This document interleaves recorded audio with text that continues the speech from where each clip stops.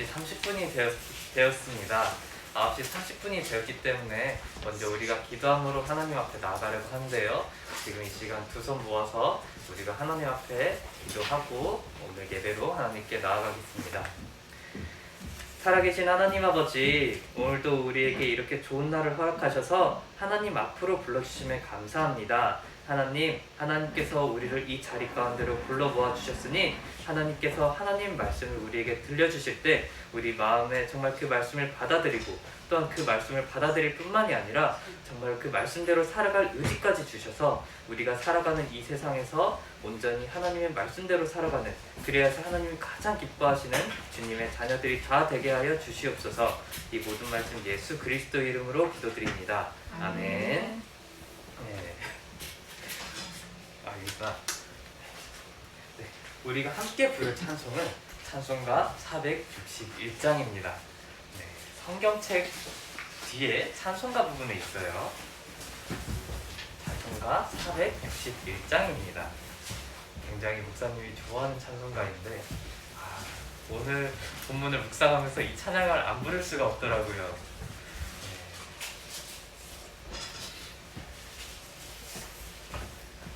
찬송가 461장입니다.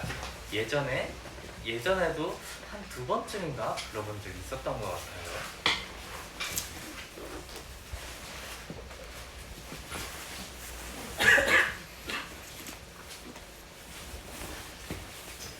찬송가 461장입니다. 네. 자, 기억 나나요 혹시? 아니요. 안 난다고 하네요. 네. 자, 그러면 그래도 전에 한번 불러봤으니 나중에 음이 생각날 수도 있으니까 거의 6개월 전에. 이번에는 처음부터 마지막까지 한 번에 불러볼 텐데, 선생님들이랑 목사님이 이렇게 부르는 거 따로 듣고서 가사를 생각하면서 함께 불러봤으면 좋겠습니다.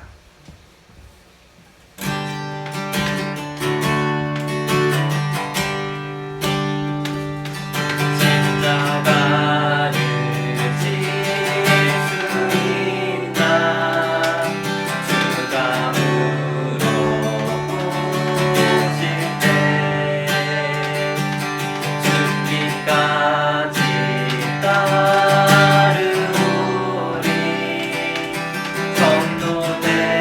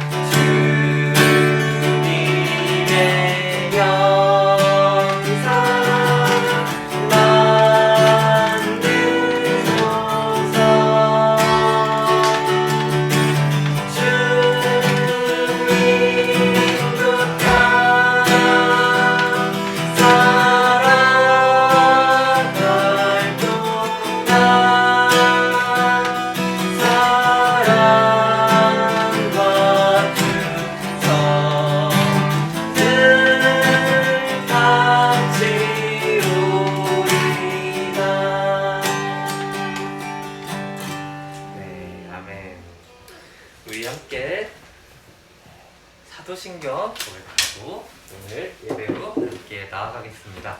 함께 고백하시겠습니다. 전능하사 천지를 만드신 하나님 아버지를 내가 믿사오며 그 외아들 우리 주 예수 그리스도를 믿사오니 이는 성령으로 잉태하사 동정녀 마리아에게 나시고 본디오 빌라도에게 고난을 받으사 십자가에 못 박혀 죽으시고 장사한 지 사흘 만에 죽은 자 가운데서 다시 살아나시며 하늘에 오르사 전능하신 하느님 우편에 앉아 계시다가 저리로서 산자와 죽은 자를 심판하러 오시리라. 성령을 믿사오며 거룩한 공예와 성도가 서로 교통하는 것과 죄를 사하여 주시는 것과 몸이 다시 사는 것과 영원히 사는 것을 믿사옵나이다. 아멘. 오늘 우리가 함께 볼 말씀은 마가복음 8장 27절부터 38절까지의 말씀입니다. 마가복음 8장 27절부터 38절까지의 말씀입니다. 네. 막룩 이렇게 된 곳에 막이 바로 마가복음이겠죠. 막룩이라고 된 곳에 있습니다. 맞아요. 마태복음 바로 다음에 마가복음 나오고 그 다음에 마가복음 넘기다 보면 큰 글자로 8이라는 숫자가 써져 있죠. 네, 작은 글자로 27로 된 것으로 찾아가면 됩니다. 마가복음 8장 27절부터 38절까지의 말씀입니다. 그게 왜 뜯어졌을까? 네, 다 찾은 줄로 알고 목사님 한 절, 여러분 한 절 읽고 마지막 절은 함께 읽겠습니다. 예수와 제자들이 빌립보 가이사랴 여러 마을로 나가실새 길에서 제자들에게 물어 이르시되 사람들이 나를 누구라고 하느냐? 제자들이 여쭈어 이르되 때에 요한이라고 더러운 엘리야 더러운 선지자 중에 하나라고 하나이다. 또 물으시되 너희는 나를 누구라 하느냐? 베드로가 대답하여 이르되 주는 그리스도시니이다 하매 이에 자기의 이름을 아울리고 말하지 말라 경고하시고 인자가 많은 고난을 받고 장로들과 대제사장들과 서기관들에게 버림받아 죽임을 당하고 사흘 만에 살아나야 할 것을 비로소 그들에게 가르치시되 그러면 보고 이 말씀하시니 베드로가 예수를 붙들고 함전하매 예수께서 돌이키사 제자들을 보시며 베드로를 꾸짖어 이르시되 사탄아 내 뒤로 물러가라 내가 하나님의 일을 생각하지 않고 도리어 사람의 일을 생각하는도다 하시고 우리와 제자들을 불러 이르시되 누구든지 나를 따라오려거든 자기를 부인하고 자기 십자가를 지고 나를 따르거니와 누구든지 자기 목숨을 구원하고자 하면 잃을 것이요 누구든지 나와 복음을 위하여 목숨을 잃으면 구원하리라. 사람이 만일 좋은 선을 얻고 자기 목숨을 잃으면 무엇이 유익하리요? 사람이 무엇을 주고 자기 목숨과 바꾸겠느냐? 함께 읽겠습니다. 누구든지 이 음란하고 죄 많은 세대에서 나와 내 말을 부끄러워하면 인자도 아버지의 영광으로 거룩한 천사들과 함께 올 때에 그 사람을 부끄러워하리라. 아멘. 오늘 우리가 함께 볼 말씀 설교 제목은 십자가를 지기까지라는 제목입니다. 여러분 혹시 이렇게 생긴 차 본 적 있나요? 네. 네, 본 적 없는 친구들도 있다고 네, 하고 저는 본것 같아요. 맞아요. 사고 날 때 주로 자주 보이죠. 이게 무슨 차라고 하죠? 중고차? 중고차요? 중고차. 화물차? 이렇게 된 걸 뭐라고 할까요? 차. 맞아요. 견인차. 또 이제 영어로는 뭐 그냥 레카차, 뭐 레카 이런 식으로 부르기도 하죠. 이제 자동차가 사고가 나거나 아니면 갑자기 뭐 엔진이 작동 안 돼가지고 멈췄을 때 이런 차들이 달려와서 끌고 나가는 그런 차들이에요. 이 견인차들이 그래서 고장난 그런 차들을 자기한테 이렇게 뒤로 매달아가지고 저 견인차 끌고 가죠. 타봤어요. 견인차 타봤어요? 오, 진기한 경험인데 그거. 목사님이 어렸을 때도 이 견인차를 한번 타본 적이 있었는데 목사님이 이제 부모님이랑 차에 타고 있다가 차가 이렇게 쭉 잘 가고 있는데 갑자기 그대로 안 가는 거예요. 그대로 차가 도로 위에서 멈춰 섰어요. 그래가지고 고속도로 위에서 설 뻔했어요. 네, 저 다행히 고속도로 위는 아니었는데 이렇게 차가 멈춰서가지고 되게 당황하고 있었는데 결국에는 뭐를 살릴 수가 없으니까 그냥 이 견인차를 부르는 거 말고는 방법이 없었던 거예요. 근데 당시에 목사님이 아마 6살인가 7살이었던가 그랬던 걸로 기억하고 있어서 상황의 심각성을 잘 몰랐어요. 그래서 이 견인차가 온다고? 해서 목사님은 좋아하고 있었어요. 지금 생각해보면 부모님이 얼마나 이제 속이 타들어가실지 상상이 조금 되는데, 어린 시절에는 견인차 타볼 수 있는 건가? 하면서 되게 좋아하면서 했었던 그런 기억이 있어요. 사실 그때 이때 이 앞자리에 타고 부모님이 무릎에 앉혀서 앞자리에 타고 이제 카센터로 갔었는데, 저도 네. 근데 사실 조금 아쉬웠어요. 여기 끌려가는 차 안에 뒤에 타보고 싶었는데 그거 안 된다고 하더라고요. 그래서 약간 그때 실망했었던 것도 있었어요. 뭐 아무튼 이런 과거는 과거로 묻어두고, 오늘 목사님이 왜 이 견인차 이야기를 꺼냈냐면, 문득 오늘 본문을 묵상하다가 이런 생각이 들어서였어요. 우리가 예수님을 믿고 따라가야 하는 그 모습이 이 견인차에 연결된 고장난 그 차의 모습과 비슷하다라는 생각이 정말 많이 들었어요. 견인차에 이 고장난 차가 연결이 되면은 이 고장난 차는 무슨 차를 따라가게 되죠? 견인차. 맞아요. 견인차를 계속 쭉 따라가게 되겠죠. 그런 것처럼 고장난 차가 이 견인차에 연결이 되면은 그 고장난 차는 오직 그 견인차만을 따라갈 수밖에 없어요. 오직 이 앞에 견인차가 가는 대로 따라가야 돼요. 그런 것처럼 우리가 예수님을 믿고 예수님을 따라가겠다고 말하는 것은 우리가 오직 예수님의 뒤를 따라가는 것을 의미해요. 예수님보다 앞서지도 않고 또 그냥 자기 마음대로 나 이거 벗어나서 그냥 딴 데로 갈래 하면서 이렇게 가는 게 아니라, 오직 그 견인차 뒤를 따라가는 것처럼 우리가 예수님의 뒤를 따라가는 것도 오직 그 예수님의 뒤만 쫓아서 따라가는 것을 의미해요. 이 견인차에 끌려가는 자동차처럼 내가 스스로는 고장나서 달릴 수 있는 힘이 없음을 알고 오직 예수님께 매여서 그 뒤를 쫓아가야 한다는 것이 바로 예수님을 따라가는 것의 의미라는 거죠. 그런데 우리가 그 예수님을 온전하게 따라가기 위해서 정말 중요한 것은 먼저 그 예수님이 누구신가에 대해서 정확하게 아는 거예요. 이 견인차만 해도 사실 그냥 막 사고 난 현장에 견인차가 막 달려가곤 하는데 그냥 그런 거 막 잡아타면 안 돼요. 돈 엄청나게 많이 나와요. 이게 보험사에다가 전화해가지고 보험사에서 보내준 그 견인차를 타야 되지, 안 그러면은 돈이 엄청나게 많이 나오거든요. 그런 것처럼 우리도 내가 믿을 수 있는, 내가 보험사에 전화해서 보험사에서 나왔습니다 해서 이게 어떤 그런 견인차인지 알아야 이렇게 믿고 내 차를 맡기는 것처럼, 우리도 그 예수님이 누구신지 모르는데 그냥 막 쫓아갈 수는 없겠죠. 그래서 우리가 예수님을 이렇게 뒤를 온전하게 잘 쫓아가기 위해 정말 중요한 것은 그 예수님이 먼저 누구신지를 정확히 아는 거예요. 그래서 오늘 본문에서 예수님은 제자들에게 이렇게 여쭤보셨어요. 너희는 나를 누구라고 하느냐? 너희가 계속해서 나를 제자로서 따르고 있는데 너희는 나를 누구라고 하느냐? 라고 물어봤어요. 네.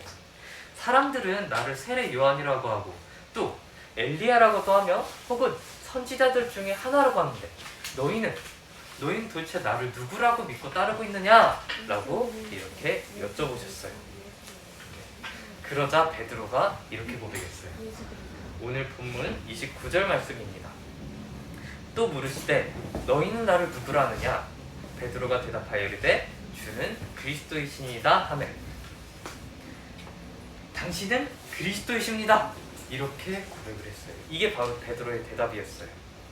그러자 예수님은 바로 다음 구절에서 이제 자기에 대해서 이제 아무에게도 말하지 말라고 경고하시면서 이제 직접 이렇게 네 말이 맞아, 네 말이 맞아 이렇게 하시지 않았지만 암묵적으로 조금 맞아라고 하시면 약간 맞아라고 약간 이렇게 하면서 조금 아무에게도 말하지 마 이런 식으로 말씀하셨어요.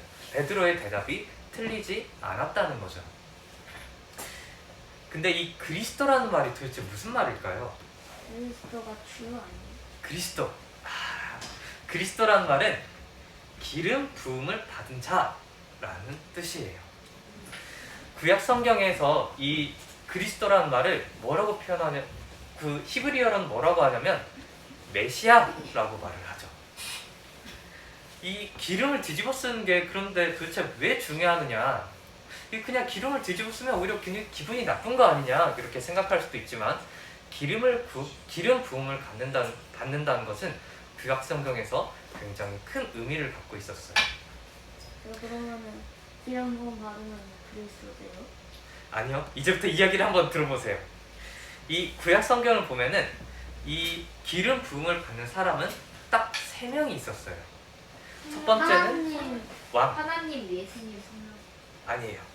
구약 성경에서는 왕을 세울 때 기름을 부어서 왕을 세웠고, 두 번째로 선지자들을 하나님께서 부르시고 세우실 때 그때 또 기름을 부으셔서 세우셨고, 마지막으로 제사장들을 세우실 때 하나님께서 기름을 부으셔서 이렇게 세우셨어요. 그래서 왕, 선지자, 제사장, 이 3사람만 오직 유일하게 기름을 부어서 이제 세우신 그런 사람들이었어요. 자, 우리가 설교를 마치고 뭐라고 고백하죠? 예수님은, 그리스도는 모든 문제 해결자. 맞아요. 그렇게 고백하죠. 여러분, 예수님이 우리의 모든 문제 해결자가 되시는 것은 바로 예수님께서, 그리고 우리의 왕, 이게 사실이 굉장히 안 좋은데 적당한 이미지를 찾을 수가 없었어요. 네.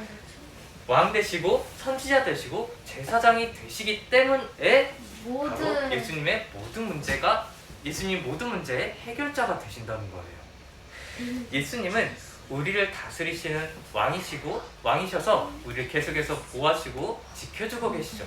그리고 또한 우리의 구원을 위한 구원의 길을 여시고, 또한 우리에게 그 하나님의 구원 계획을 알려주셨기 때문에 이 예수님이 알려주셨고, 또한 제사장으로서 우리의 죄를 담당하신 그런 분이기 때문에 예수님이 바로 모든 문제의 해결자라는 거예요. 하나님을 떠나면서부터 모든 문제가 시작이 되었는데, 그것을 바로 예수님께서 왕과 선지자와 제사장이 되심으로써 모든 것을 회복시켜 주신 거예요. 제 알을 뱀한테 물렸어요. 네. 네, 그거는 나중에 이야기해보기로 하고, 이거 이야기하려면은 창세기 3장 15장으로 가서 굉장히 많은 이야기가 필요해요. 네, 그래서 이 예수님이 왕, 선지자, 제사장이 되시기 때문에 바로 우리의 모든 문제의 해결자가 되신다는 거예요. 우리는 바로 이 예수님이 이런 분임을 알 때 모든 것을 예수님께 맡겨놓고 예수님을 따라갈 수 있어요. 차가 사고 났을 때도 아까 그 견인차가 누가 보내서 왔고 또 어디로 가는지 알아야 비로소 내 차를 이렇게 맡겨놓을 수 있는 것처럼, 우리도 이 성경이 말하는 예수님이 누구신가, 성경이 말하는 그리스도가 도대체 누구신가에 대해서 더욱 깊이 알아가기 시작할 때 예수님께 내 인생을 맡기고 온전히 그 예수님을 따라갈 수 있어요. 그런데 성경을 점점 읽으면서 예수님이 정말 이러신 분이시구나, 우리를 정말 다스리시고 보호하시며 우리에게 하나님의 뜻을 알리시며 우리의 죄를 해결하신 그런 분이시구나, 이렇게 알고 살아가다 보면은, 알고 살아가긴 하지만 종종 우리에게 이런 질문들이, 이런 마음들이 종종 생기고는 해요. 예수님이 이렇게 좀 해주셨으면 좋겠다. 예수님이 나한테 이렇게만 해주신다면 그냥 내가 이렇게 아는 것을 넘어서 더 예수님을 잘 믿고 따라갈 수 있을 텐데 좀 이렇게 좀 해주시면 안 되나? 이런 생각이 들 때가 있어요. 어느새 예수님이 내 인생의 주인이 아니라 내 기대나 내 욕망을 채워주기 위한 그런 도구로 보이기 시작하는 거예요. 이게 바로 우리의 죄인된 모습이죠. 여전히 구원을 받았지만 여전히 죄인으로 살아가는 그런 모습, 그게 바로 우리 신앙생활 중에서 굉장히 많이 나타난 것을 보게 될 거예요. 오늘 본문의 베드로도 바로 그런 마음을 품고 있었기 때문에 예수님께 꾸지람을 들었어요. 오늘 본문 31절부터 32절까지의 말씀입니다. 인자가 많은 고난을 받고 장로들과 대제사장들과 서기관들에게 버림받아 죽임을 당하고 사흘 만에 살아나야 할 것을 비로소 그들에게 가르치시되 드러내놓고 이 말씀을 하시니 베드로가 예수를 붙들고 항변하네. 31절에서 예수님은 자기가 사람들에게 버림받아 죽으실 것이라고, 그리고 3일 만에 다시 살아날 것이라고 이렇게 말씀하셨어요. 그러자 베드로는 예수님께 항변했다라고 기록이 되어 있어요. 이 항변하다라는 말은 이 꾸짖다, 강한 실망감을 드러내다라는 뜻이에요. 앞에서는 예수님께서 이렇게 예수님이 우리 그리스도다, 정말 그런 엄청난 분이다 이렇게 고백을 해놓고는 자기 기대와는 다르니까, 자기 기대와는 다르게 버림받고 죽는다라는 말을 들으면서 베드로가 화가 나가지고 예수님께 감히 화를 내며 소리를 지른 것이죠. 이게 어떤 단어랑 또 똑같냐면, 항변하다라는 단어가 33절에 가면 예수님께서 또 네가 하나님의 일을 생각 안 하고 계속해서 이런 일을 생각한다 라고 하시면서 베드로를 꾸짖으시는데, 그 꾸짖다는 말이랑 항변하다는 말이랑 똑같은 말이에요. 한마디로 진짜 그냥 예수님께 이러시면 안 돼요 한 게 아니라, 아니 지금 뭔 말이에요 하면서 지금 굉장히 화를 내면서 예수님께 대들고 있다 정도로까지 표현할 수 있는 거죠. 그런데 베드로가 이런 반응을 보인 것에는 이유가 있었어요. 당시 유대인들은 로마 제국의 지배를 받고 있었어요. 그렇기 때문에 유대인들은 자기를 구원해줄, 그 로마 제국의 지배로부터 이렇게 구원해줄 그런 구원자를 기다리고 있었어요. 다윗의 시대와 같이 자기들의 나라를 이렇게 잘 살게 만들어줄 그런 사람을 기다리고 있었던 것이죠. 그런 왕같은 구원자를 기다리고 있었어요. 또 다시 이렇게 성전에서 우리가 예배를 드리고 있는데, 그 성전에서 드린 예배를 더욱더 거룩하게 만들어줄 그런 제사장 같은 구원자를 기다리고 있었어요. 그리고 이 자신들의 이 기다림, 이 왕같이 이렇게 다스릴 그런 구원자, 그리고 제사장처럼 예배를 거룩하게 만들어줄 그런 구원자를 뜻하는 말이 바로 그리스도라는 말이었어요. 그래서 사람들은 이 그리스도가 올 것이다, 그리스도가 올 것이다 라고 하면서 로마 제국이 무너지고 예배가 다시 거룩하게 되고 그런 거를 생각하고 있었다는 거죠. 베드로도 이런 생각을 갖고 있었기 때문에 당신은 그리스도이십니다, 주는 그리스도이십니다, 주는 그리스도십니다 이렇게 고백을 했을 때 당연히 예수님이 로마 제국을 무너뜨리고 다시 이스라엘의 전성기를 찾아와 줄 그런 사람이라고 생각하고 고백을 했던 거예요. 그런데 지금 예수님이 사람들에게 버림을 받고 그리고 죽을 것이라고 이야기를 하니 자기 기대와는 너무 달랐던 거예요. 그래서 예수님께 항변, 즉 예수님께 대들면서 막 이렇게 소리를 지르면서 화를 냈었던 것이죠. 그런데 어쩌면 이 베드로의 모습이 우리의 모습일지도 몰라요. 이제 구원을 받았으니 예수님의 뜻대로 살아가겠다고 이렇게 말해놓고서는 여전히 내 뜻이 가장 중요한 그런 모습이 우리에게 있을지도 몰라요. 나도 모르게 예수님이 주인된 삶이 아니라 내가 주인된 삶을 살아가고 있을지도 모른다는 거예요. 어느 순간부터 예수님이 내 주인이 아니라 그저 내 기대를 이루어줄 뿐, 내가 갖고 있는 그런 욕망이나 그런 기대를 이루어줄 수 있는 그런 도구 취급을 우리가 하고 있을지도 모른다는 것이죠. 우리는 분명히 말은 그렇지 않다고 하는데 우리 삶에서 이미 예수님을 그런 도구로 취급하고 있을지도 몰라요. 예수님 치킨 사주세요. 그런 거죠. 바로 그런 모습이에요. 치킨 먹고 싶으니까 나의 치킨을 먹게 해줄 수 있는 그런 사람, 이렇게 생각하고 살아갈 수도 있는 거죠. 그런 우리에게 예수님은 오늘 본문에서 이렇게 말씀하세요. 오늘 본문 34절의 말씀입니다. 무리와 제자들을 불러 이르시되 누구든지 나를 따라오려거든 자기를 부인하고 자기 십자가를 지고 나를 따를 것이니라. 내 뒤를 따라오려면 너 자신을 부인하고 너의 십자가를 지고 나를 따라와야 된다. 죽을 각오를 해. 맞아요. 여러분, 이 십자가를 진다는 것은 기본적으로 우리의 죽음을 등에 짊어지고 가는 것과 똑같아요. 당시 십자가라는 형벌은 사람들을 최대한 고통스럽게 해서 죽이는 형벌이었기 때문에 사람들은 사실 이 십자가를 입에 올리는 것 자체를 싫어했어요. 너무 끔찍하니까. 이 사람들이 며칠 동안 계속 죽어가는 모습을 생생하게 그 눈으로 지켜봐야 되는 그런 형벌이었어서 일종의 금기어라는 말을 알지 모르겠는데 금기어였어요. 사용을 하면 안 되는 그런 끔찍한 단어였어요. 그런데 지금 예수님은 이런 단어를 사용하시면서 이 끔찍한 죽음을 말하는 그런 단어를 사용하시면서 너희는 십자가를 지기까지 나를 따라와야 한다 이렇게 말씀하시고 계시는 거예요. 이상하죠? 예수님이 나를 따르면 이런 좋은 게 있을 거야 라고 해도 이렇게 따라하기도 되게 힘들 것 같은데 나의 십자가를 지고 예수님을 따라오라며 내 기대와 욕망을 이루어주시는 것은커녕 예수님을 따르다가 내 목숨까지도 버릴 각오를 하고 예수님을 따라오라며. 이상하죠? 상식적으로 생각해 봤을 때 우리는 이러면 예수님을 따를 이유가 없어요. 그런데 여러분, 이 이야기에는 한 가지 반전이 있어요. 이 말씀 다음에 예수님은 이런 말씀을 하세요. 누구든지 나와 복음을 위하여 자기 목숨을 잃으면 구원하리라. 그리고 38절로 가면 누구든지 이 음란하고 죄 많은 세대에서 나와 내 말을 부끄러워하면 인자도 아버지의 영광으로 거룩한 천사들과 함께 올 때 그 사람을 부끄러워하리라. 분명히 이 세상이 지금 우리가 살아가는 이 세상이 다가 아니라 장차 심판의 때가 있을 것이라고 예수님은 말씀하시고 계신 거예요.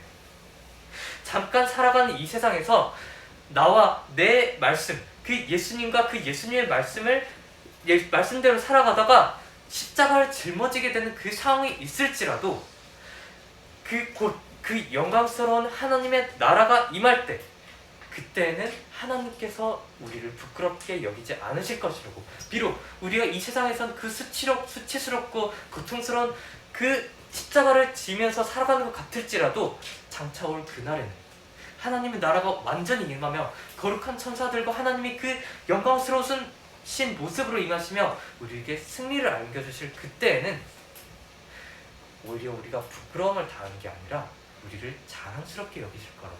그리고 그 영원한 나라에서 우리가 함께 거하실 것이라고 지금 그 말을 굉장히 짧게 요약해서 말씀해 주시고 계신 거예요. 결국 자기 십자가를 지는 것, 즉 예수님과 그의 말씀을 뒤쫓아 살아가는 삶이 내 모든 기대와 내 모든 생각들을 다 전부 버리고 죽음까지도 짊어지고 이제 예수님을 따라가야 되는 그런 것 같아 보일지라도 실제로는 그것이 유일한 생명의 길임을 우리에게 말씀해 주시고 계신 거죠.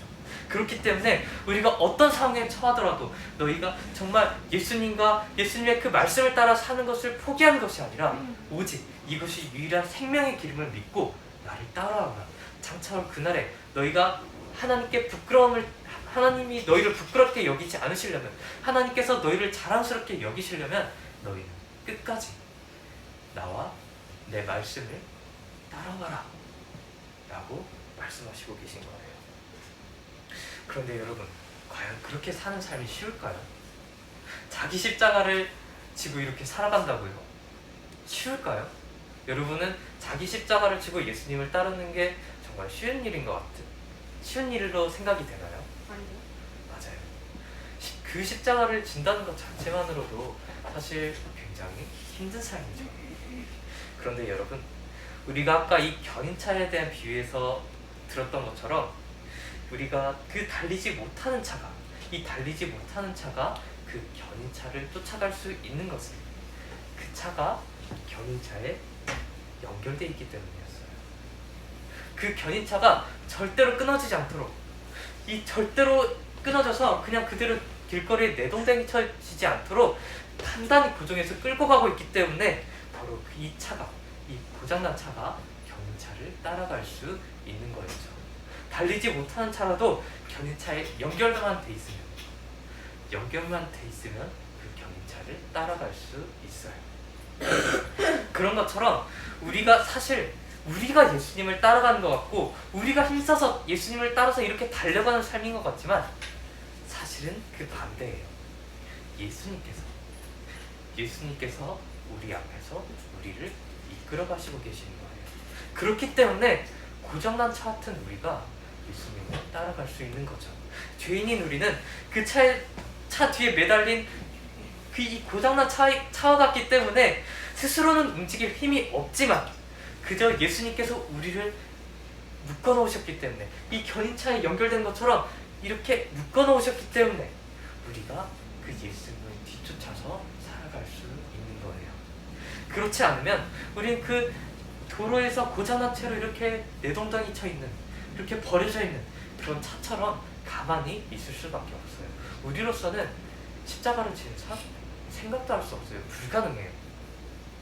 하지만 이것이 가능합니다. 십자가를 졌는데도 예수님을 따라가는 삶이 가능한 것은 우리가 예수님과 연결되어 있기 때문이에요. 이걸 보고 성경은 조금 어려운 말로 그리스도와의 연합이라고 말하기도 하고, 바울은 성경에서 이렇게 표현하죠. 그리스도 안에서. 바울이 항상 그리스도 안에서, 너희가 그냥 뭘 하라가 아니라 너희가 그리스도 안에서 뭘 하라, 그리스도 안에서 뭘 하라, 이렇게 말하는 게 너희가 그 예수님과 연결되어 있다. 예수님과 지금 하나가 되기 때문에 이렇게 견인차와 이 차가 연결돼서 하나가 된 것처럼 하나가 되기 때문에 너희가 그렇게 살아갈 수 있다 라고 말을 하는 거예요. 이게 바로 정말 성경이 말하는 예수님을 따라가는 삶의 진정한 의미예요. 그러므로 이번 한 주간 동안도 여러분이 자기 십자가를 지고 예수님과 그 예수님을 따라서 살아가기를 계속해서 포기하고 싶어질 때마다 이게 너무나 힘들다, 내가 스스로 계속 노력은 하고 있는데 안 된다, 난 도저히 못하겠다 라는 것을 생각할 때, 이런 생각이 들어서 포기하고 싶어질 때마다 이 사실을 기억했으면 좋겠어요. 내가 십자가의 길을 걸어가고 있는 게 아니라 십자가의 길을 걸어가신 예수님이 나를 이끌어가시고 계시다. 그 영광스러운 하나님 나라를 향하여서 나를 이끌어가고 계시다. 비록 지금은 우리 눈에는 이 삶이 너무나 고달프고 너무나도 이 삶대로 살아가는 것이 힘들지 몰라도 결국에는 이 길이 유일한 생명의 길이기 때문에 예수님이 나를 계속해서 이끌어가고 계시다 라는 그 사실을 기억했으면 좋겠어요. 우리가 이 사실을 기억하고서 우리가 살아가는 이 모든 시간 동안 예수님을 따라서 자기 십자가를 지고 예수님을 온전히 따라가기를 소망하며 우리 마지막 고백하고 오늘 설교를 마치겠습니다. 예수님은 그리스도는 모든 문제의 결자. 자, 가슴에 손을 얹고 나는 하나님의 자녀. 맞아요. 여러분은 하나님의 자녀이기 때문에 하나님이 여러분을 버리실 일은 전혀 없고 오히려 사랑으로서 계속해서 기도하게 주실 겁니다. 목사님이 기도하고 오늘 설교 마치겠습니다. 살아계신 하나님 아버지, 우리 힘으로는 자기 십자가를 지고 예수님을 따라갈 힘이 전혀 없습니다. 그저 그 고장난 차처럼 그저 가만히 있을 수밖에 없습니다. 그러나 주님께서 그 영원한 생명의 길로 영원한 하늘 본향, 영원한 그 하늘 나라를 향하여서 우리를 계속해서 이끌어 가시니 우리가 또한 그에 의지하여 예수님을 따라가는 삶을 살아갈 수 있습니다. 하나님, 우리가 오직 그 예수님의 은혜에 의지하여 우리가 죽기까지 오직 예수님의 뒤를 쫓아가는 주님의 자녀들 다 되게 하여 주시옵소서. 그리하여서 장차올 그 날에 하나님의 나라가 완성되는 그때 하나님께서 우리를 자랑스럽게 여겨주셨고 우리를 잘했다 칭찬하여 주시며 고생했다고 말씀해 주시며 이제 그 나라에서 영원히 하나님이 주시는 복과 사랑을 누리며 살아갈 수 있도록 허락하여 주시옵소서. 이 모든 말씀 예수 그리스도 이름으로 기도드립니다. 아멘. 우리 함께 헌금 찬송 드리고 헌금하는 시간 갖겠습니다.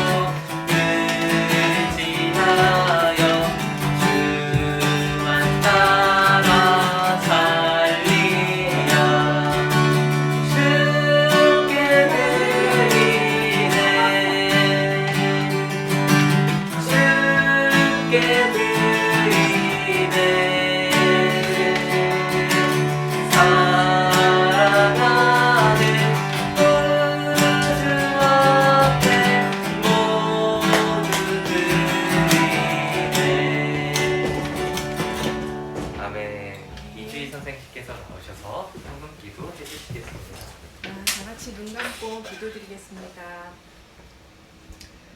하나님, 추운 날씨에도 이렇게 우리 모두를 지켜주시고 또 한 자리에 모여 하나님 앞에 예배드릴 수 있도록 허락하시니 참으로 감사드립니다. 하나님, 주님은 우리를 구원하신 그리스도이심을 고백합니다. 우리의 삶을 온전히 내려놓고 또 내 유익대로 내 생각대로 살아가는 것이 아니라 오직 하나님만 붙들고 그 말씀을 따라가며 살아갈 수 있도록 하나님 우리를 도와주시옵소서. 빈손으로 오지 아니하고 귀한 예물 준비하여 하나님께 드리게 하시니 참으로 감사드립니다. 이 예물이 하나님 기뻐하시는 곳에 온전히 쓰여질 수 있도록 하나님께서 도와주시옵소서. 하나님, 또 특별히 아픈 친구가 있습니다. 하나님, 그 친구를 어루만져 주시고 또 낫게 하여 주셔서 지금보다 더 건강한 모습으로 이 자리에 나와 하나님께 예배드릴 수 있도록 하나님께서 축복하여 주시옵소서. 감사드리며 우리 주 예수님 이름으로 기도드렸습니다. 아멘. 어디 갈까? 교회 소식 전해드리겠습니다. 네, 유초등부 주일 예배는 계속 이렇게 유초등부실에서 드리고 있고 밴드 라이브로도 참여를 하고 있습니다. 11월 26일에 성경 고사대회가 있어요. 안 해요. 처음이에요. 여러분, 지금까지 우리가 하나바이블로 이렇게 계속해서 했었던 게 이것 때문이기도 해요. 1등하면 얼마로요? 아마 전국대회를 나가는데 아마 30만 원? 1등 상금이 어느 정도인지 잘 기억은 30? 안 나요. 네, 잘 기억은 안 나요. 30만 원이었던 것 같기도 하고. 네, 아무튼 3천? 네, 여러분이 3천. 지금까지 하나바이블로 계속해서 이 내용을 했었기 때문에 여러분도 이 내용이 익숙할 거예요. 그래서 여러분이 만약 참여할 마음이 있다면, 사실 참여할 마음을 가졌으면 좋겠어요. 참여할 마음을 갖고 오늘까지 선생님들에게 오늘의 공부는 추천을 없습니다. 하셨으면 좋겠습니다. 다음 주에 암송할 성경 구절은 누가복음 7장 27절 말씀입니다. 오늘 다음 주에도 여기서 해요? 다음 주에도 여기서 해요. 다음 주 추수감사절 아니에요? 추수감사절인데 아. 여러분은 성찬식에 참여를 못하기 때문에, 아직 입교를 안 해서 성찬식에 참여를 못하기 때문에 여기서 예배를 드립니다. 뭐 뱃살이 중고등부는 뒤에서 예배를 드려요.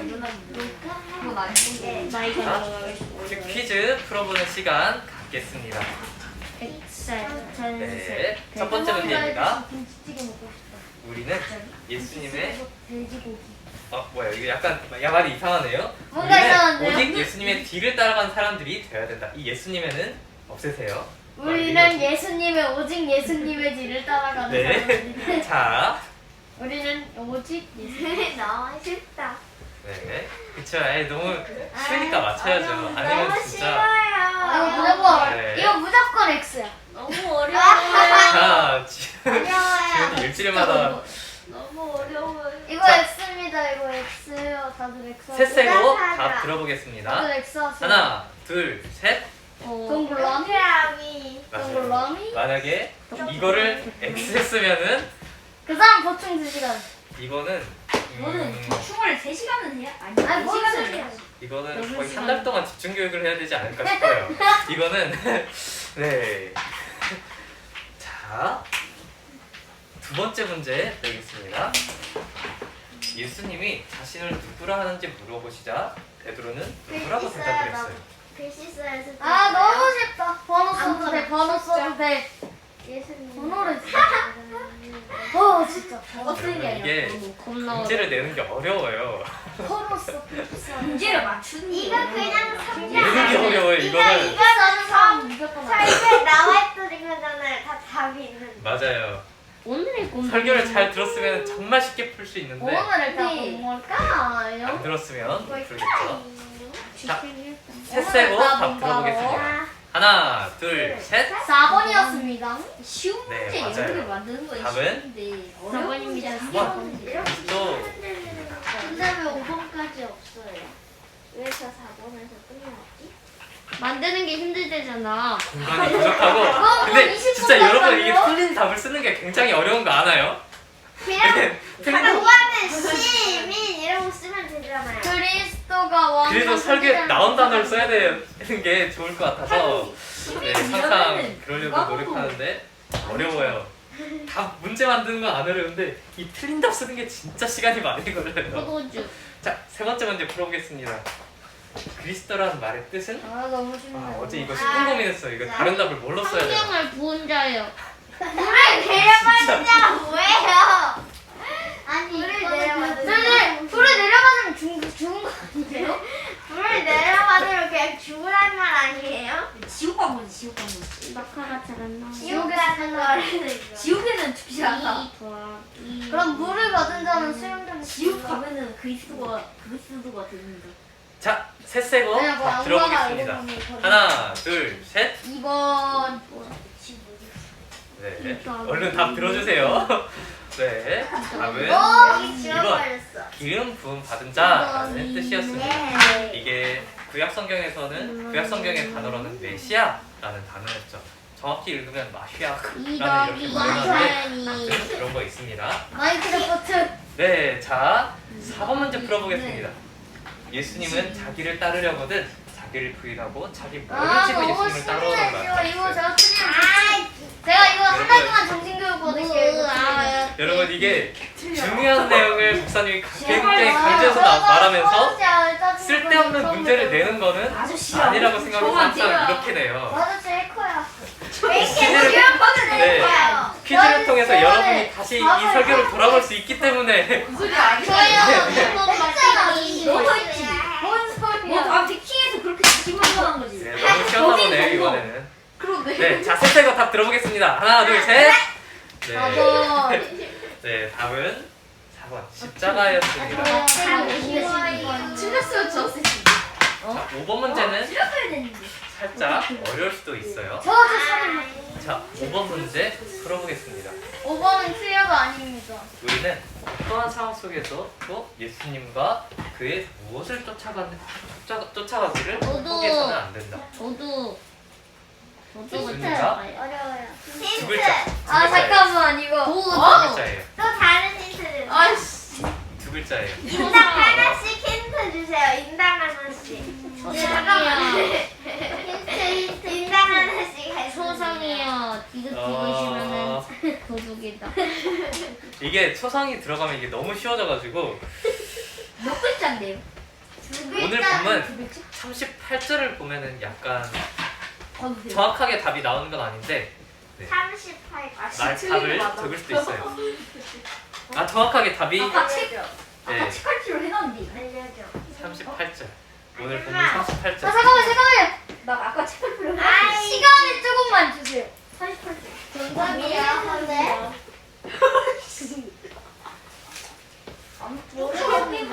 38절에서는 십자가를 지는 삶이 무엇이냐라고 했을 때 십자가를 지는 살아가는 예수님과 몇 그의 절이었지? 무엇을 따라가는 삶이라고 38 표현하고 절. 있어요.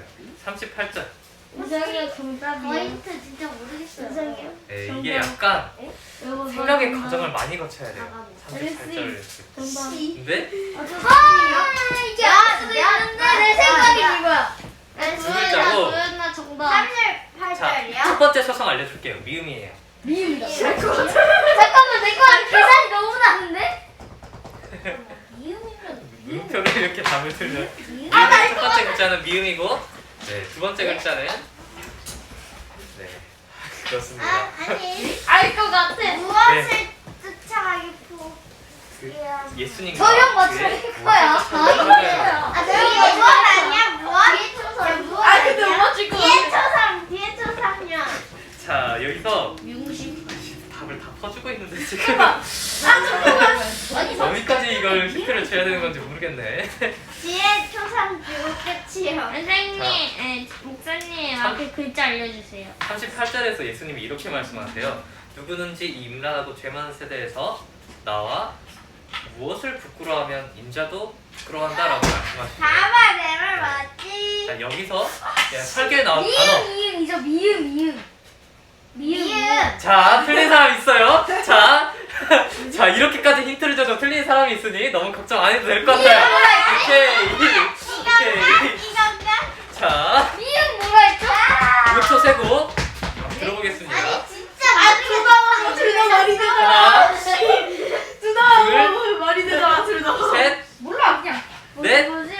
다섯. 마음. 다 썼죠? 답은 말씀입니다. 여러분, 나와 내 말을 부끄러워하면 당연히 말이 여기가 나오겠죠. 네, 말이니까 이게 말씀으로 표현이 되는 거겠죠. 다 썼죠, 그죠? 앞에 말이. 이거 네. 답을 많이 퍼줬다고 생각을 했는데. 지금부터 2살 이하의 아기들은 모두 죽여라. 2살 이하의 아기들은 모두 죽여.